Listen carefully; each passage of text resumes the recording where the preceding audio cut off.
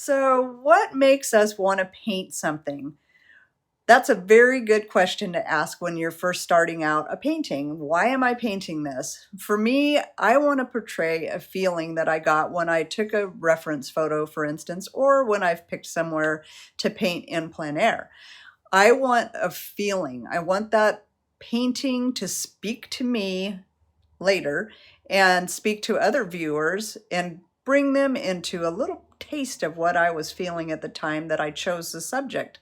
So that's what I'm going to do today. I'm going to paint a snow scene, and the feeling that I get from this snow scene is quietly falling snow, peacefulness, quietness, hushing the rush, just enjoying this quiet, magical moment of freshly falling snow.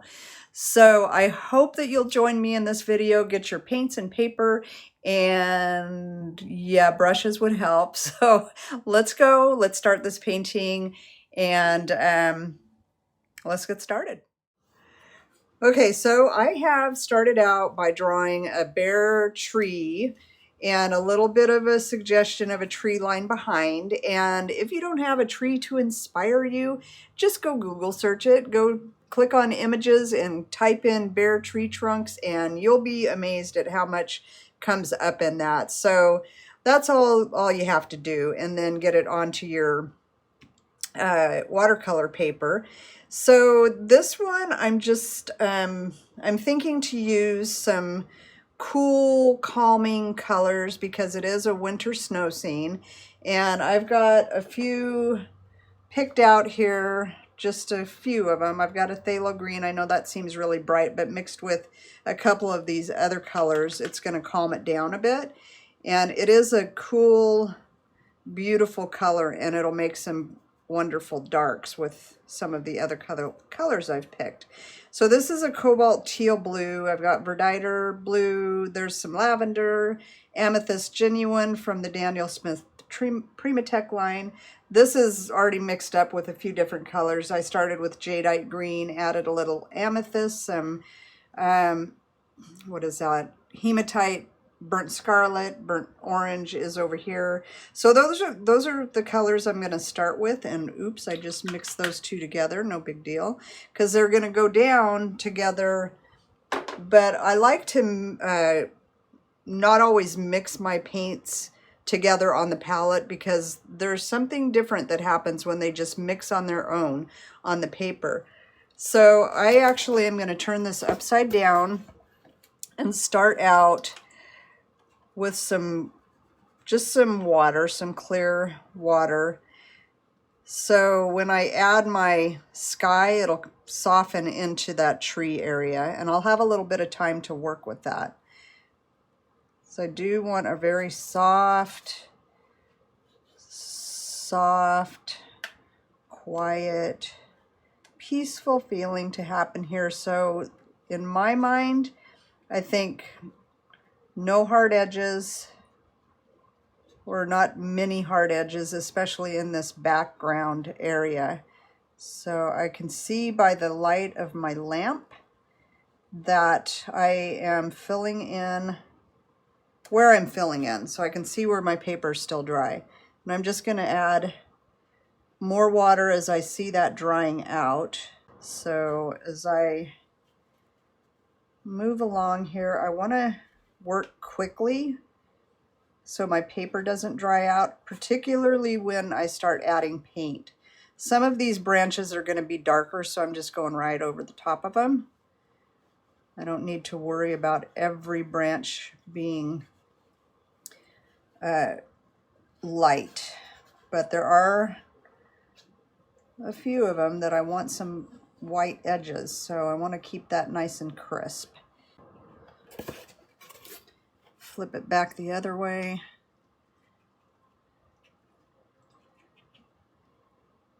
I really like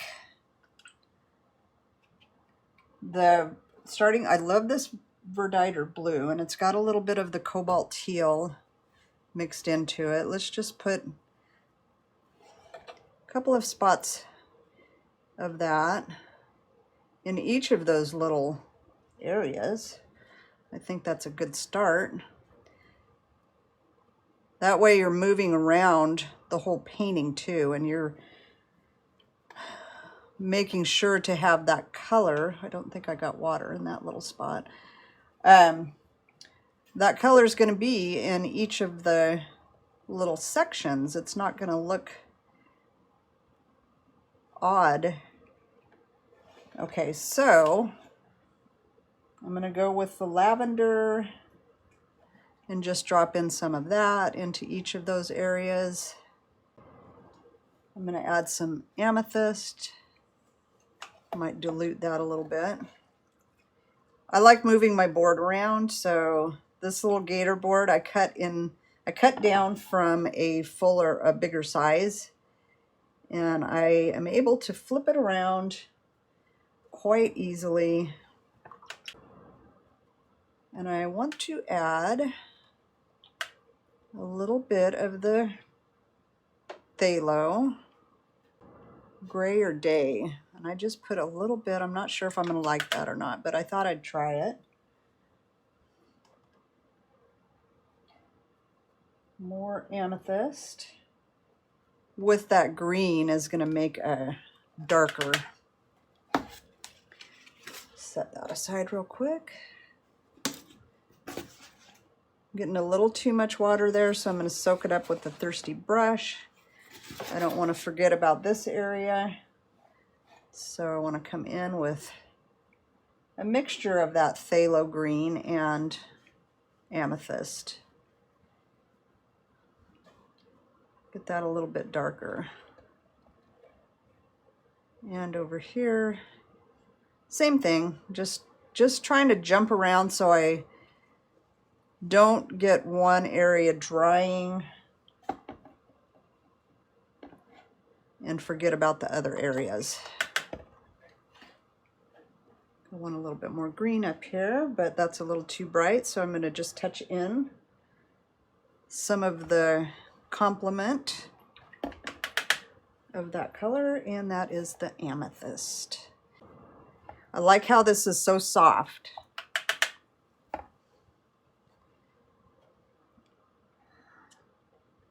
And I can add a little bit of water like that to get it moving around. And then I'm going to soak some of that up, puddling down there. Add a little bit more of the green. Just kind of dropping them in. I don't have a particular good plan here, or I don't have a particular plan here. I'm just going on a feeling of what I want it to look like and moving that board around so we get our paint softening and not puddling up in any particular area. A little bit more amethyst over that cobalt teal blue. I'm going to soak up a little bit of that. Once it dries, I'm not going to be able to do any of that moving around of the paint. Once it's dry, that chance is taken away. That opportunity is here when the paint is wet. And one thing I am keeping in mind is that the sky needs to look like it all belongs together. So I'm trying to be, I am being aware of the paint that's here. It should look like it's a continuation back behind the branch. All right, I like that. I think it's very interesting. Now this mixture here is Jadite, and I want to add a little bit more of the amethyst to that and warm it up with some of that hematite burnt scarlet. Just a touch. I don't want it too warm. So now I'm going to come down this way and start here. That's not quite green enough. That's a little better. So I just want this to kind of move softly into the background there. Maybe a little bit more amethyst. And I do think I need a little bit something else, so there's some Cobalt Teal in there. I'm going to bring it down a little bit, tipped up, so I can get some movement into this tree line from the sky. Actually, I really like that, so I think I'll leave it just as is and come right along that tree and give it a little more of an edge. And that's going to be the darker side of that tree, so I'm not super concerned about it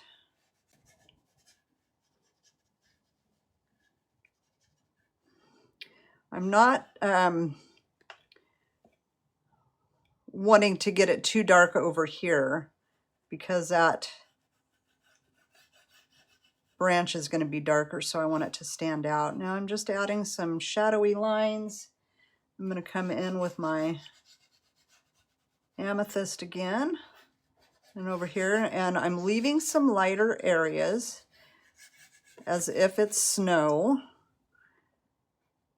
And I'm going to soften some of it.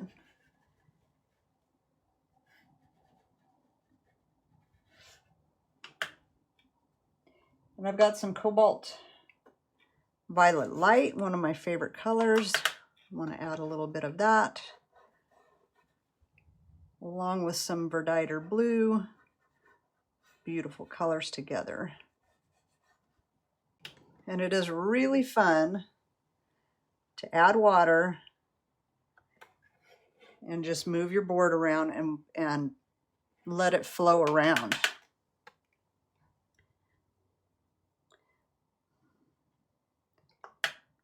So wherever you put your water, the paint is going to flow into that. And I'm going to go a little bit darker over here because the light is coming from this direction, so the shadows are going to be strong on this side. A little bit more of that amethyst.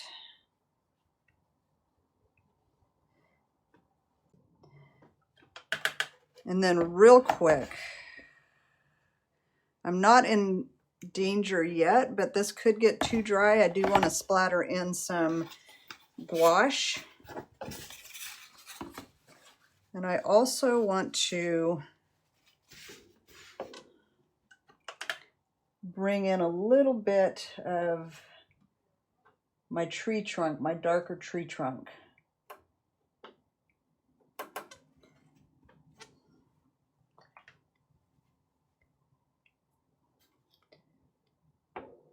No, I think I'll wait on that. We're going to wait until that dries, and then we can soften it up and do it a little bit differently. So what I will do now, and then we'll set it aside to dry and come back, is get my gouache. And I'm going to start out adding it when the paint is wet. So there's some softer. And then after this is dry, we'll come back and add some more, and it'll stay. It won't spread around like you see it now.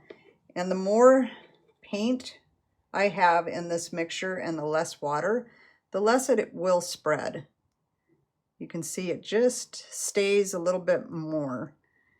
But I like to have some of that softer, more distant looking snowflakes to begin with. We're going to let this dry and come back and do the next layer, and we'll start our tree and add some more gouache.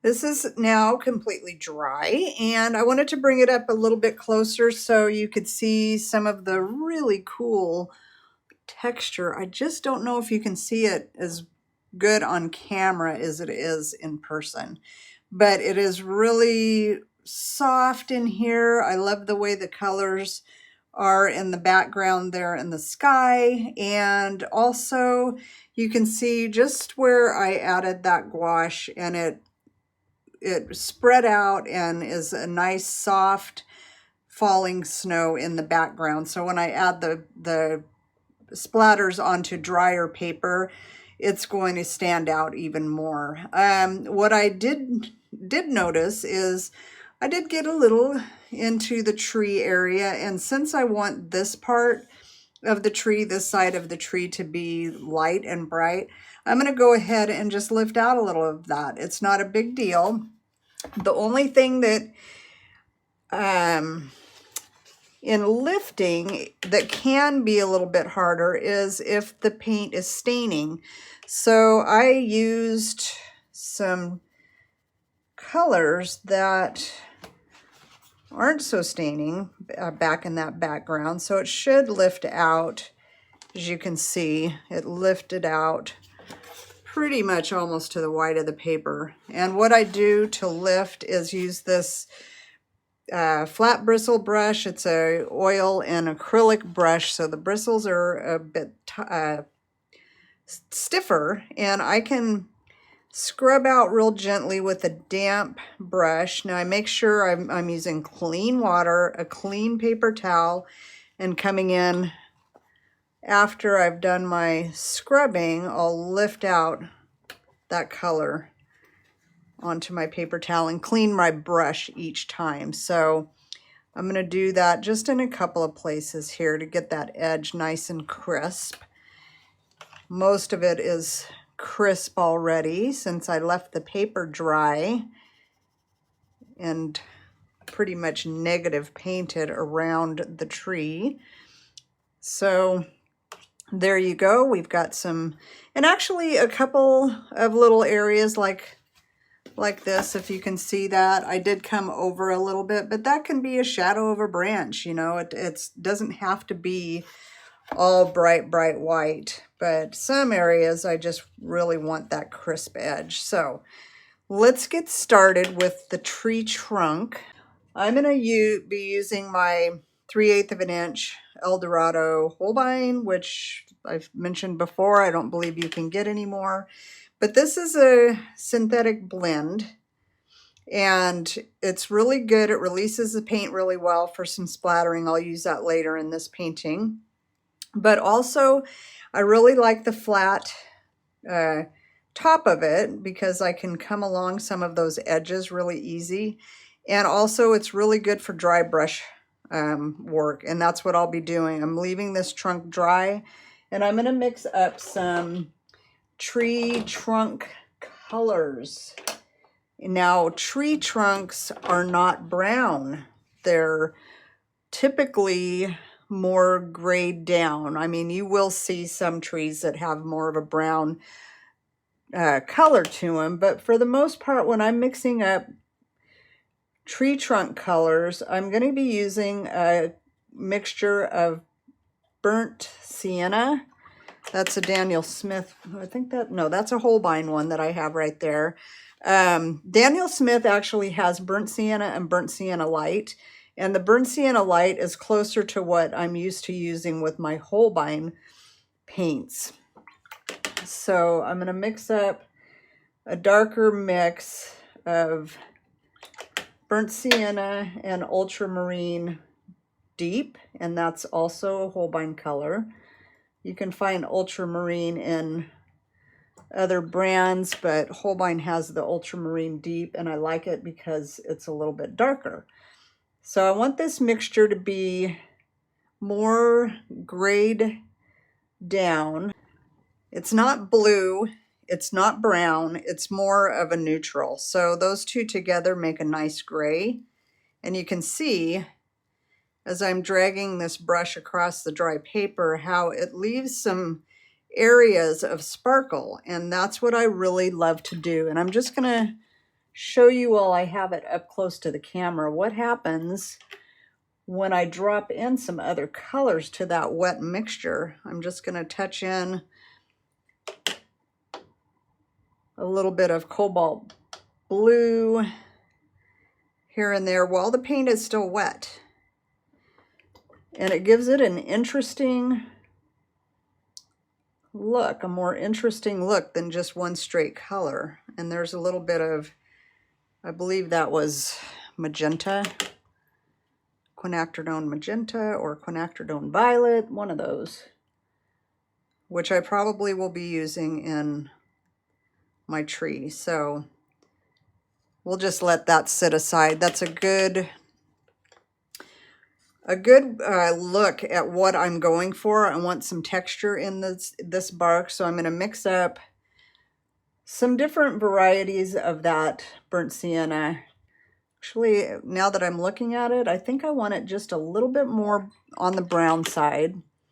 And having this swatch of paper here is a good idea, maybe even more than that. Yeah, there we go. A little bit browner, and then I'm going to drop in some of those cooler colors. I want to get ready to go.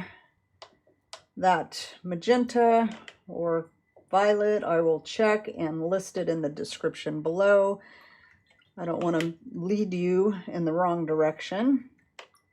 I also have some of this Winsor & Newton Opera Rose that's nice to drop in. I don't want to get too warm, but just a little couple of touches of that is a nice thing to put in. And a couple of areas I'll add that Cobalt Violet light. I do want to add some Carbazole Violet mixed together with Quinacridone Burnt Orange. Those are both Daniel Smith, and that gives me a nice darker brown, depending on how much burnt orange I put in it. Yeah, I like that actually. So that's the one I'm going to focus on using. And because this is on the opposite side of the tree, it is going to be a little bit easier for me to drag my brush along, starting out anyway, with the painting upside down. So let's just go ahead and give this a shot, get started. And usually once I get started, I move pretty quickly. And I'll be flipping the painting upside down, backwards and upwards and sideways. So just watch that brush drag along. And then I'm going to flip it back, dropping in just a little of the blue. And I'm going to come along some of these edges. Gotta be careful of that too, just splattering everywhere. And add just some clear water to get that paint moving in just a couple places, softening those edges. It might be a little much water. I'll just soak a little up. And I'm leaving this little edge alone, this little part of the tree. I'm just going to leave that as is for the time being. And come up along this edge. A little bit of cobalt blue down in here. Just little touches here and there. It just adds interest and makes it more realistic looking. And I can come up this way too. This is a little trickier, but I just want a little bit of water there in that section. It's going to be a little bit cooler away from the light, so I'm going to use the mixture that's more blue, which is a cobalt or a ultramarine blue, and burnt sienna mixture. And because there's water on the paper, I've mentioned this in other videos, when there's water on the paper, you want your mixture of paint that you're putting into it to be a little bit thicker if you don't want it to spread out and dilute so much.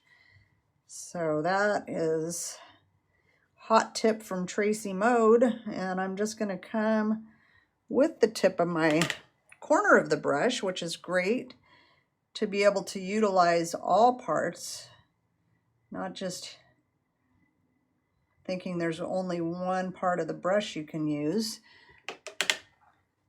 So I just want a little bit of that root to be showing up. And I really like how that looks. So one thing to think about too is I need to be careful not to get my hand in the paint. And I'm just using the very corner of this brush to do some of these tinier marks.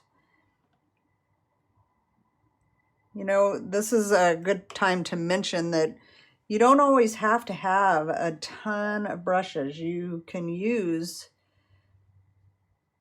certain brushes, if they have really nice fine tips on them, you can use them for adding detail, adding finer detail.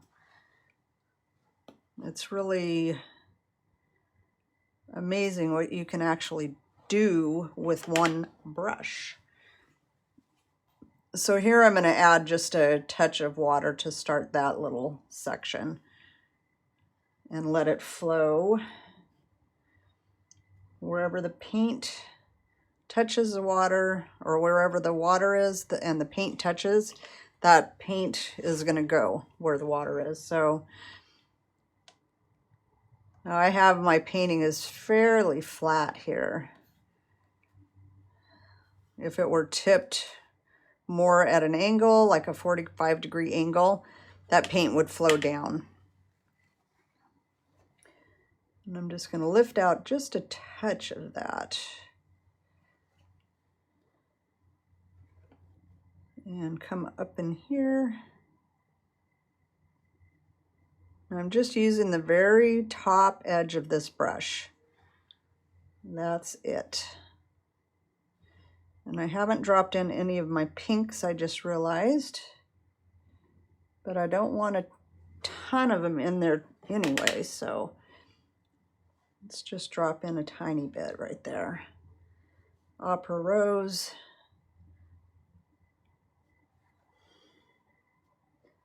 And maybe a little bit down here. And plop some of the blue over the top of that. This is supposed to be fun. This whole watercolor painting experience should be fun. Just experiment with dropping colors in and what they do on their own, what they do when you use your brush to spread them around. Experiment with it. Don't be afraid of it. I think we hinder our progress when fear kind of creeps in. We don't want to have fear creeping into the thing that's supposed to be bringing joy.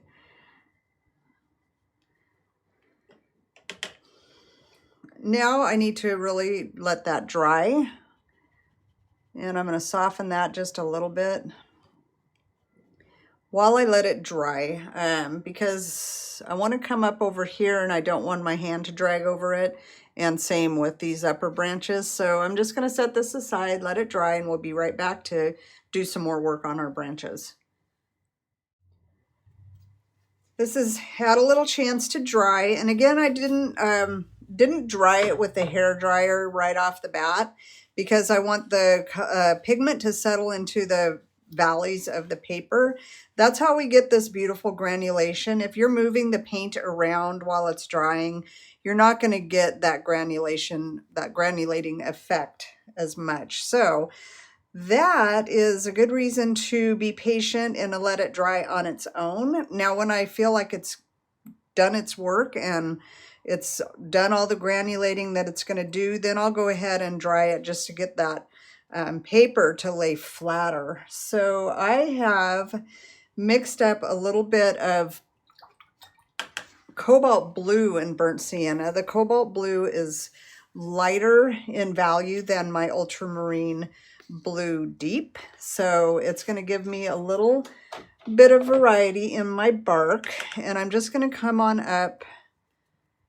I think I'll start with this one. I'm going to leave a tiny light edge back here, and hopefully, I think I came a little too close, but I just want to leave a light edge. Like I feel like the light is coming through these branches that are separated, and even down below here, I feel like there's a little bit of a gap in the tree's trunk. And so I just am leaving a little lighter area, and I'm this time getting the paper wet to start.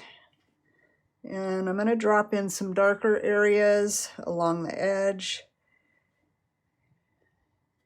And actually, I think I want to come again upside down. It's just a little bit easier to get those crisp edges right along there. So move your board around. It doesn't have to stay in the same spot all the time. A little bit of that burnt orange and Carbazole. And I want to flip it back to see what's going on. I can't completely do it all upside down. I have to see what I'm dealing with. So again, up on the little tippy tip of that brush. Really like that. That looks really cool.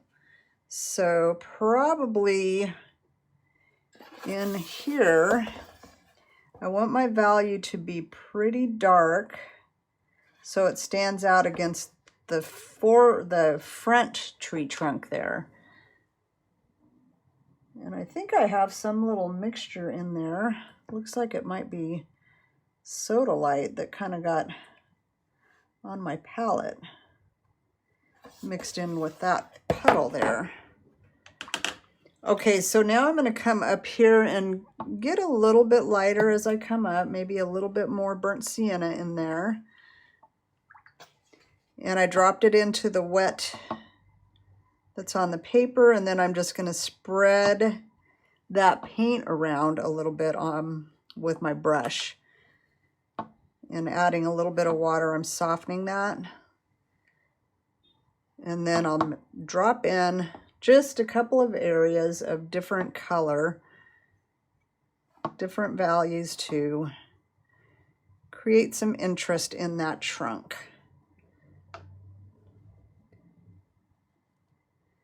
And I put a little bit more cobalt blue into that mixture.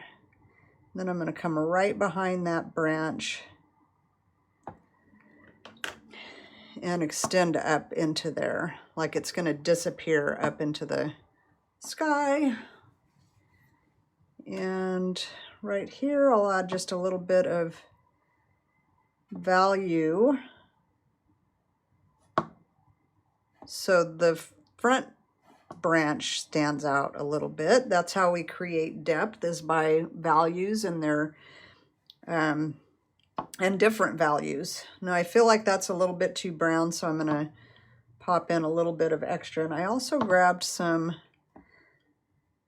amethyst while I was off camera.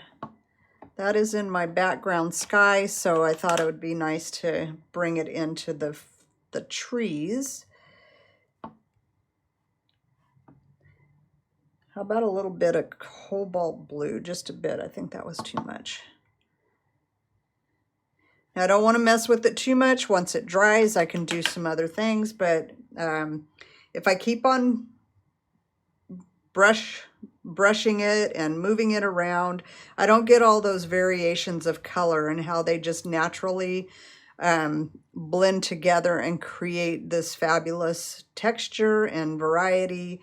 So I don't want to keep pushing it around. I'm just dropping in color. And that is what we do to create the beautiful textures that we do see in watercolor. So in between each little layer, I need to let it dry. I'll come over here. I think I'll go to a smaller brush because I've got a smaller area to paint in, and I have this Princeton long round velvet touch. I really like that for some of the smaller areas. It's nice and soft, and it can allow me to do some finer details. And while that's still wet, I'm going to just come right along that and add some branches. And using your whole arm makes it a bit easier to get some of those lines. I find if I'm trying to do it up here, I'm a little too shaky, and I don't like what I see when I do that. So I'm going to come along here as well while that's still wet, and right behind that branch, and continuing behind that branch. This one's going to be coming off of there. Now I just dabbed off the excess paint and moisture, and I wanted to lift out a little of that color because it was getting a little too dark. For the most part, I want some of it to be dark, but not the whole branch. And then I'm going to come over with that little branch and just keep going until I fill all these branches in. That's my process. Same colors, different mixtures of paint, different thicknesses of paint, different levels of moisture on the paper, dry paper in some places, dropping water in to soften until I've got all of the branches put in and it dries, and we're going to come back in and add that gouache. Before I finish up here, I am going to come down in this little guy now that that's dry. This is a continuation of that tree, so I'm going to come down with some more of that cobalt blue and burnt sienna. A little bit more burnt sienna in the center. It's going to give a impression of a little bit of light, as well as putting a little over that. And I'm leaving a little bit of a tiny light edge on that forward branch just to keep those tree trunks separate. So as I continue to add color here, I'm coming over the line a little bit, but I'm just dabbing it out. I also feel like this is getting a little bit too dark up here. So I'm going to just kind of dab out a couple of little areas to soften or to lift some of that color. And that'll give it some texture as well. So also I'm going to go back to my number 2 round, or actually I'm going to do a number 4 round because these branches are a little bit bigger. So a bigger brush for a bigger area. And I'm going to go ahead and dry paper this time. Come along that edge, and up there's a little branch.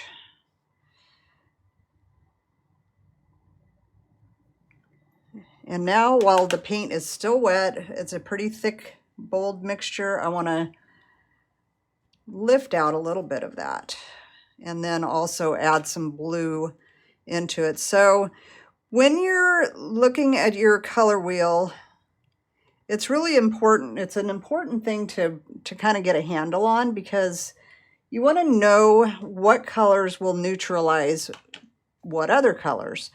So when I've got a area like this where I felt like it was, maybe right here where it's too brown, I can add a little bit of blue, and that just tones that brown down. It grays it down and neutralizes it a little bit while letting the blue still shine through. Here I'm just going to leave it as is. I like this darker branch coming up, and I'm just going to leave that the way it is. These branches I'll probably just leave the way they are too. When I come back over the top of this with some gouache, it is going to make some of those areas just kind of less important, I guess you could say. So back to my painting upside down. Got a lot of water on there. So one of the things with watercolor painting to get used to, and to, I guess the learning curve is learning how much paint and how much water to put down. It's like the damp paper, wet paper, moist paper, and then you've got thick paint, diluted paint, and in between it's like mama, papa, baby in a sense. So all of that comes by just practicing. You can't get to know about those things until you actually put it into practice. You can't learn it just by hearing somebody talk about it. So it's super important to get your brushes out, paint, and do the work. You can't learn to drive your car by just sitting behind the wheel and having somebody tell you what to do. You have to actually put your foot on the gas and practice. And hopefully you become a good driver. There's a lot of bad ones out there, right? Okay, so I'm going to add just a couple, and I'm coming really up. You see how the tip of that brush is? I don't know if you can see that.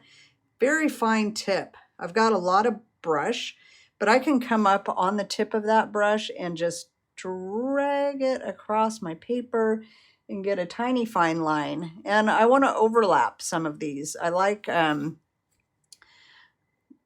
doing that because it gives the impression that you've got different dimensions. Is that the right word? Different. It gives it depth. That's what I'm trying to say. It gives it depth. Okay, so here is the fun part. We're going to add a little bit of gouache, and I think I want to add just a tiny bit also of some more shadows. And I'll do that with a mixture of my Cobalt Violet Light, Amethyst, and some blues, and just come in with this little Utrecht brush, number 6, and it is a Sablette, and just add a little bit of extra shadowing. Real lightly, and I can come back in and soften some of that. But leaving the light, again, I want to emphasize how important it is to leave the light, leave the sparkle, and that just gives your painting such life.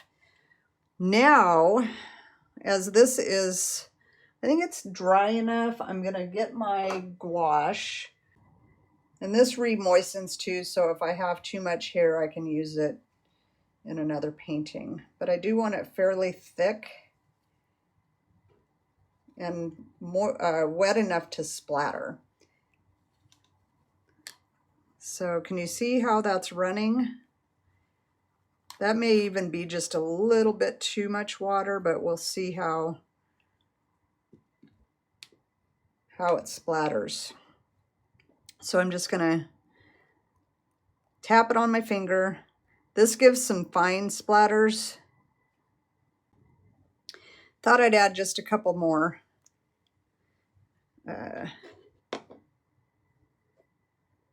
See if I can get some of them lighter. The other thing that I thought to do, because I feel like some of them could stand a little bit of brightness, so I can just touch in here and there over the top of some of them. Don't necessarily have to splatter it.